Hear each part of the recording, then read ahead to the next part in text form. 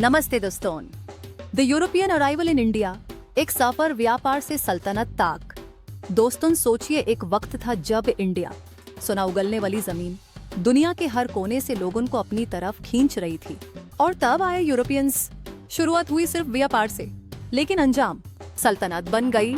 Portuguese, Dutch, English, dense और French सब आए एक ही ख्वाब के साथ, स्पाइस ट्रेड का राजा बनना। लेकिन यह सिर्फ ट्रेड नहीं था, यह था एक ऐसा दौर जहां व्यापार से पॉलिटिक्स और लूट से राजनीति तक का सफर लिखा गया। द ग्रैंड एंट्री, यूरोप की नजर ईस्ट पर, और कौन आया पहले। 15th सेंचुरी के यूरोप को चाहिए था मसाले, हीरे, रेशम और धन, और सबसे ज्यादा स्पाइसेस जैसे paper, cinnamon, cloves, turmeric, ginger. ये सिर्फ टेस्ट के लिए नहीं, बल्कि फूड को प्रिजर्व करने के लिए भी इसेंशियल थे। लेकिन दिक्कत यह थी, ये स्पाइसेस यूरोप तक सीधे नहीं आते थे।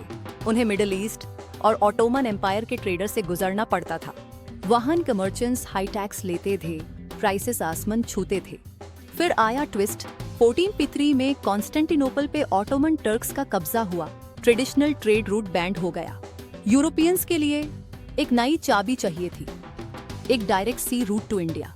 और यहीं से शुरू होती है एक नई दास्तान। यूरोप के किंग्स ने डिसाइड किया, हम समुंदर से रास्ता ढूंढेंगे। पोर्चुगल और स्पेन बन गए पायनियर्स। उन्होंने शिप्स भेजनी शुरू की ओशंस के रास्ते। इंडिया तक पहुंचने के लिए ये सिर्फ एक ट्रेड मिशन नहीं था, ये एक जियोपॉलिटिकल मास्टर प्लान था, एक नई दुनिया पर कब्जा पाने का प्लान।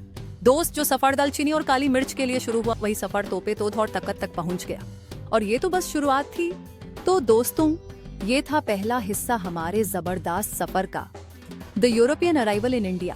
एक सफर व्यापार से सल्तनत तक जो शुरू हुआ मसलों के लिए, वही बना एक लंबी दास्तान लूट, राजनीति और बदलाव की, जिसने स्पाइस रूट खोला और कलिकुत में कदम रखा। और देखेंगे कैसे उनका व्यापार बंदूक और गोलियों का एम्पायर बन गया।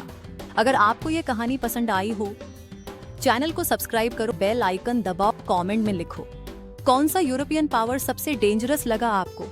अगले पार्ट में मिलेंगे हम पोर्टुगेजे के वास्को दा गामा से।